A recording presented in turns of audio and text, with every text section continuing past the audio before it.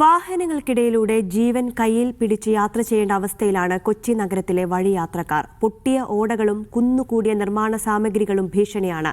പ്രശ്നപരിഹാരത്തിനായി street വാക്ക് നടത്താനൊരുങ്ങി Kochi corporation.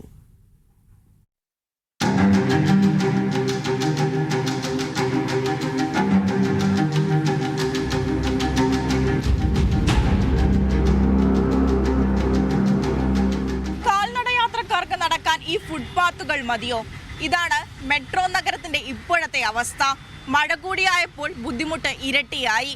മഴ ശക്തമായതോടെ നഗരത്തിലെ പല ഫുട്പാത്തുകളുടെയും ദുരവസ്ഥ കൂടുതൽ രൂക്ഷമാകുന്നു. പല ഭാഗങ്ങളിലും ടൈലുകൾ ഇളകിയ നിലയിലും വെള്ളം കെട്ടിക്കിടക്കുന്ന നിലയിലും ചിലയിടങ്ങളിൽ മാലിന്യങ്ങൾ അടിഞ്ഞുകൂടിയതും കയ്യേറ്റങ്ങളും കാരണം നടപ്പാതകൾ ഉപയോഗിക്കാൻ പോലും കഴിയാത്ത അവസ്ഥ. എറണാകുളം സിറ്റിയുടെ മെയിൻ ഏരിയ ആണിത്. ഇവിടെയാണ് ഈ അലങ്കോലപ്പെട്ട് കിടക്കുന്നത്. അത്രയും എനിക്ക് സങ്കടമുള്ളൂ. കാരണം ഞാൻ ഇന്നലെ വീണു. ഇവിടെ ഉച്ചക്കൊരു ഊണ് കഴിക്കാൻ കയറി വന്നപ്പോൾ ഞാനിവിടെ വീണു. അത് പല പ്രാവശ്യം ഇങ്ങനെ പലരും വീഴുന്നുണ്ട്. ദയവ് ചെയ്തിട്ട് ഇതിനൊരു പരിഹാരം കണ്ടെത്തണം. പരിഹാരം ഒരുക്കുകയാണ് കൊച്ചി കോർപ്പറേഷൻ. സ്ട്രീറ്റ് വോക്ക് പദ്ധതിയുടെ ഭാഗമായി ഫുട്പാത്ത് കയ്യേറിയവരെ ഒഴിപ്പിക്കാൻ നടപടികൾ ആരംഭിക്കുമെന്ന് കൊച്ചി കോർപ്പറേഷൻ അറിയിച്ചു. വഴിയോര കച്ചവടക്കാരുടെ യൂണിയൻ നേതാക്കന്മാരും വാണിജ്യ പ്രതിനിധികളും എല്ലാവരും ഇവിടെ വന്നിരുന്നു. കാര്യങ്ങളെല്ലാം ചർച്ച ചെയ്ത് തീരുമാനിച്ചിട്ടുണ്ട്. പക്ഷേ നടപ്പിലാക്കാൻ സമയമെടുക്കും. തീർച്ചയായിട്ടും അത് നല്ലൊരു കാര്യമായിട്ട് മുന്നോട്ട് പോകും.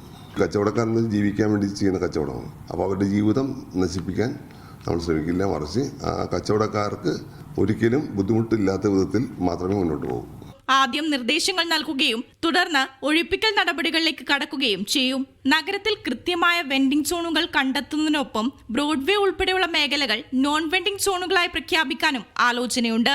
ക്യാമറമാൻ ആദർശിനൊപ്പം ആര്യ വിനോദ്, മീഡിയ 1 കൊച്ചി.